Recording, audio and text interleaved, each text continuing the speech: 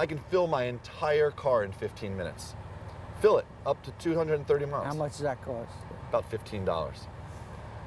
And For a Porsche? yeah.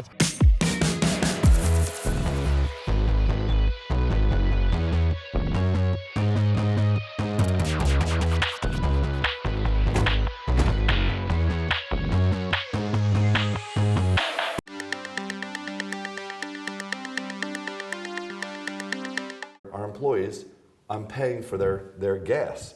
And they love that. And they're like, wow, this is great. I could drive for free. Electric cars are much faster. They're much more fun. Look, and I prefer I have them. one, and I've written some blogs on that, and I keep reinforcing this. I'll never have to buy gas again. Yes. And this car is faster than a Porsche. You don't have a car that Just can a go second. as fast. Mine is a Porsche, and it's electric. So the way it works is all the employees will get an app on their phone. You walk up and tap it to the charger. It's going to verify that it's you. Once it does that, you hold it again, and it will be authorizing, and you hear it click. It will release the charging port, and then you pull it out. You want to open your port? And that's it. Plug in. We're charging off the sun. It really bothers me that the dealerships have a negative incentive, it seems like, to sell these cars. It takes them longer. They stay on a lot longer. They say it takes 2 or 3 visits compared to 1 visit to a dealership to buy a gas car, because it's more complicated. They don't understand it. They need to feel more comfortable. And so now I'm getting 1/3 the commission that I would get on a conventional car. So I don't want to sell these. That stuff is, I think, holding it up. Okay, but remember, like, that's probably what held up the electric car from getting to the market, and then Tesla broke all the barriers and said, guess what? We're going to sell only electric cars. Right. And they built an entire market out for it. And then all the other dealers were like, well, we got to have that option too. And that's how the market works. You know what I mean? So now we have a company that's proven that there's a demand, that people want it, and more of these are on the road, and people are like, that actually looks pretty interesting. That looks great. Maybe there's a way to discuss the sale and the fact that it's more expensive, because you're not going to be paying for that much maintenance. Yeah. So over the long term, you're paying up front, but you're saving it on the end. So they have to just explain that to people. People have to understand that better. The dealer has to get enough of an incentive, because that may be what's holding this back. And that might require government incentives until the market switches over, and then it's over. Right. Once the government goes, okay, we're going to incentivize the dealers for the next 10 to 15 years, we're converting away from internal combustion engines. Even Porsche has realized the future is electric, and they're making their fastest cars now as electric, because when you have electric cars, you don't waste all the energy that's gone in heat, because you have a motor and a battery that drives directly to the wheels. It's the most efficient way to do it, because I believe that's the next big step, is battery technology. So you don't just create electricity, we have to have storage for that energy, right? Having these rare earth metals like lithium that are really expensive and are only in certain parts of the world, that's dangerous. And plus, they're actually quite dirty, the way they produce these. Sodium batteries are going to be much cleaner. There's plenty of sodium. There's salt everywhere in the world, in the oceans, and so it's much cleaner. And so I'm following those companies right now, and I'm thinking about which ones I'm going to invest in. Once people get through the range anxiety, because I know now I get 230 miles on my car, okay? But now I found where the superchargers are. I can fill my entire car in 15 minutes.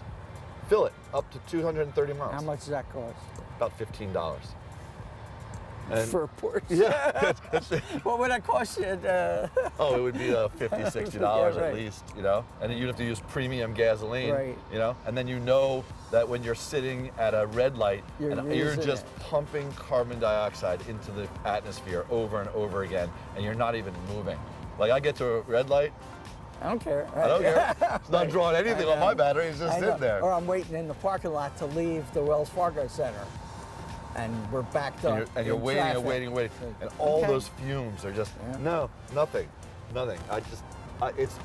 It's a dream. I absolutely love it. To give you an idea of how far back Aaron's passion for electric cars has gone, this, the first Tesla ever made, that's how far back it goes, and it continues. Once you have the passion, you're never gonna lose it. How do you like it? That's You wanna amazing. Let's see if you can get in it. I'll help you out. Right? So the Roadster, one of the cool things about it is that it's tight enough, and it just pops off like this. So to make it a convertible, I just press these two buttons here and here, and the whole roof is off. It's not easy to get into. I'm 6'2", but I can do it like this.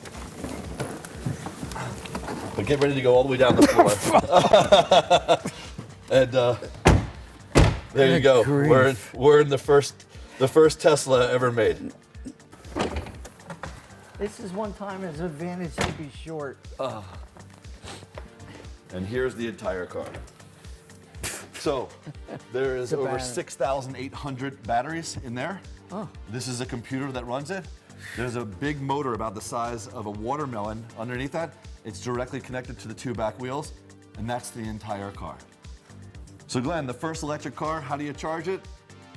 You pop the gas port, which normally you put gas in, it lights up, put in 220 volts. And right now it's making its connection. It will change colors and start flashing, and when it's all done, it will turn green. And that's it. What do you think about the first electric car?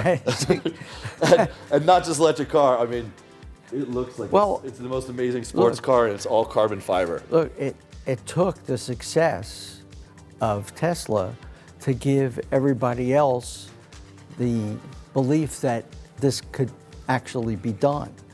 You know, when GM made the first electric cars, what was it, back in the 90s? Yes. And then, And it got squashed. right. they Well, this killed- this proved that electric could be sexy, could be fun. I hear people that are kind of always against progress and resistant to progress. Listen to all of the myths related to it. But my theory is you make these cars cheap enough and it'll almost force the population to switch. Yeah. All right? You don't like solar power, solar panels on your roof? How about if I cut your electric bill in half? Correct. Is that good enough for Yep. you? And how Is that about the enough government gives incentive? you a tax incentive to do it Right. on top of it? Right. Yeah, there's no question about it. And that's the evolution of the electric business. The price will keep going down. Yeah, it's just like when computers first came out, and computers These were are thousands of dollars. thousands and thousands and thousands. Now it's a commodity. It's the same as when, you know, the flat screen TVs come out, and now what, they're in Costco for $100. right. Like, it's going to take more adoption, and the more adoption and the more volume, then you get economies of scale, and the entire price of the market comes down, and it becomes affordable for everybody. And that's what we need to do. Like, it just blew away all the myths of what an electric car could be, and now they're going to make it for the masses. And you said Tesla made millions of cars. Millions. It's incredible. And the inspiration for millions more. To Yeah, it's me, a great that's, success story. That's the best thing, is that it took a leader to revolutionize a whole industry. And, you know, in a way, that's the way I look at you. You're a leader and helping to inspire other industries to follow your footsteps. Like I said, it has to be a win-win. If it's going to be something where everyone, the naysayers can always, you know, nitpick all of the issues with it. No, once you're like, oh, and just, by the way, it's going to make you money. Oh, it's going to get tax incentives. Oh, you have less maintenance on your car. Oh, and by the way, it's super fast. It's fun to drive. Like, my Porsche is the best car I have ever driven, and I've driven them all. It is the fastest. It's the best handling. It is the most luxurious. It's everything about it is perfect. You can't have an argument against that car. You just can't. The only argument The is the range, expense. the expense and the range, right? Right. So they're going to solve those, but you have to get more people in.